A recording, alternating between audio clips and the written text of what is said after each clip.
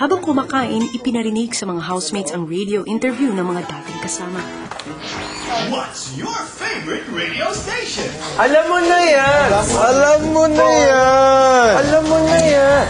101.9 Gusto ka na. Good morning! Sa inyo lahat mga kababilang mahilig sa chika. Sobrang special talagang araw na ito dahil ako lang yata pinaunlakan ni Big Brother na makapanayam ang kanyang 6 na housemates, as in ex-housemates. At syempre, hindi palalagpasin ng mga chika nga nasagap ko dito sa Showbiz Laja. Dahil makakasama ko si Papa Zeke at si Papa Kian na andito. At syempre, pinalis ko Maring Wendy. Pero teka lang, Pia, na speaking of yung mga crush-crush na yan, dahil ikaw naman sinimulan mo na ako, no? Eto, syempre, paglabas mo ng bahay, sinabi mo sa isang interview, sa isang showbiz talk show na, I left my heart inside the house. Ano ang ibig mo naman sabihin doon, Papa? At sino ang tinutukoy mo? Sinel ba ito? Parang yan? Sila Nel, sila Ian, The Friendship Foundation. Dapat yung binibigyan. Yun lang ba talaga? Oh, kasi parang nasasamid si Kumaring Wendy. Diba? Since friends kayo ngayon, ano ba talagang qualities na nakita mo? Yung friendship quality na nakikita mo kay Maring Gian? Ano kasi siya, nakakatuwa. She knows how to be fun and intelligent at the same time. So, in short, siya ba yung type of girl na gusto mong maging girlfriend? Pwede. Pwede.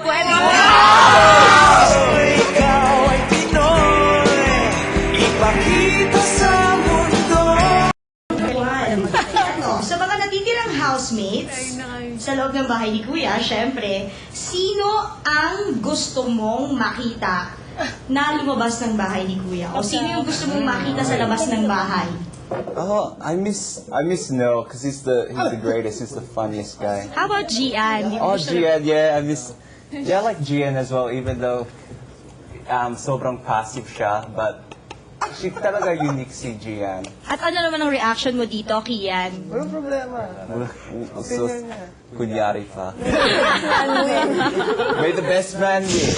Nako, hindi ko sabihin yan. Dalawa kayo nag-aagaw sa puso ni Maring Gian. Haba ng hair. Kasing haba ng hair ni Pamela. Why not? O, di ba? Hi, Wendy!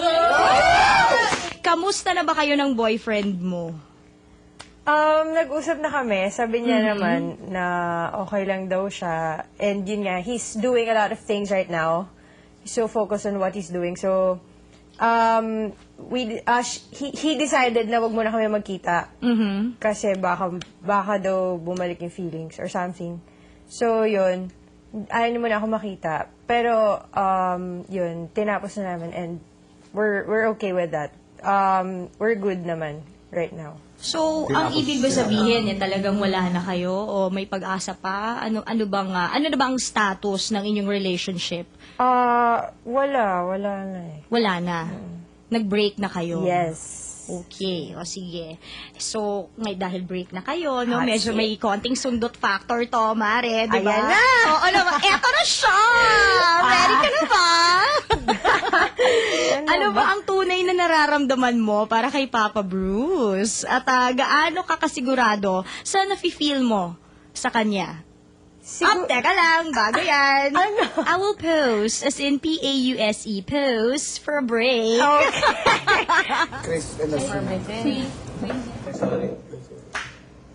Abangan ang pagpapatuloy ng nakakaintrigang radio show na ito sa susunod pa nating mga kwentuhan. Samantala, pagsapit naman ng gabi ay binigyan ng ating mga housemates ng cast para maipahayag nila ang kanilang malasakit sa isa't isa. At sa hindi inaasahang pagkakataon, ito ay naging paraan upang magkaroon muli ng ugnayan itong sina Bruce at Wendy. Ano nga kaya ang task na ito? Panoorin niyong lahat. Housemate of the Rings. Kinakailangang hanapin ng mga lalaki ang 5 singsing na nasa loob ng mga kabige na nasa ilalim ng swimming pool. Kinakailangan nilang ialay ang singsing ito sa mga babaeng housemates kasabay ng isang tanong. Kung mahal mo, ipakita mo, walang mawawala sa'yo. Go, Brucey!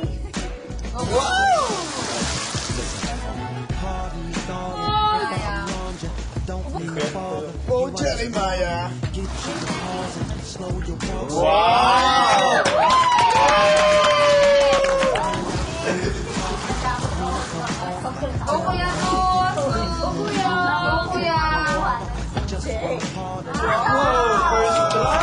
Galing mo, Bruce! Kaya ba mabilis mong nakuha ang sing dahil inspirado ka sa babaeng pagbibigyan mo nito?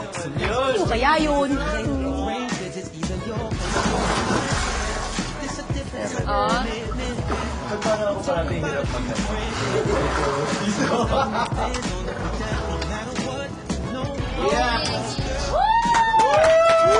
Good job, good job.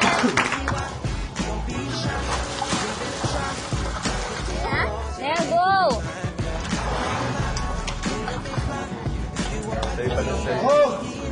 Got it?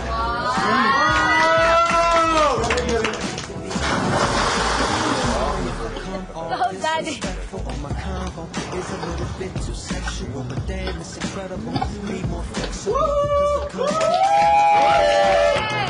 Uy! Sunod naman ang pag-alalay ng ring sa mga girl housemates. Yun, nagpapasalamat ako na, yun nga, tinatrust mo ako. Salamat. May drama talaga. 5 inches. Aba naman. 5 inches. Let's give it to you right now because mangiti mo pa lang ulam. And thanks for everything. And one question is, crush mo ba talaga ako?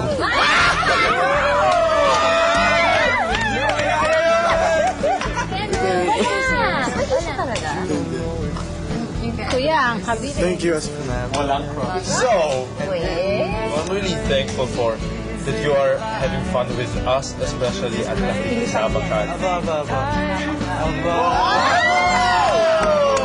Hindi naman masaya sa akin sa lahat. And, problems, good times and bad times are junk up for me. This is for you. And one thing, question. Are we still gonna be like close friends outside the house? Parang, Yes, super. yes! Good luck. Pwede wag! Kung nasaan ka man, honestly, galing sa puso ko, talagang gusto kong ialay sa'yo yung siksing na to.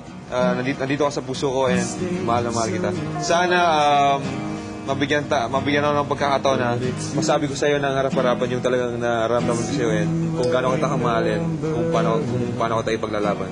Sa ganda ng sinabi at bilis ng pagkakahanap, Bruce, ikaw ay magkakaroon with your special someone ng isang candlelight dinner sa isang 5-star hotel.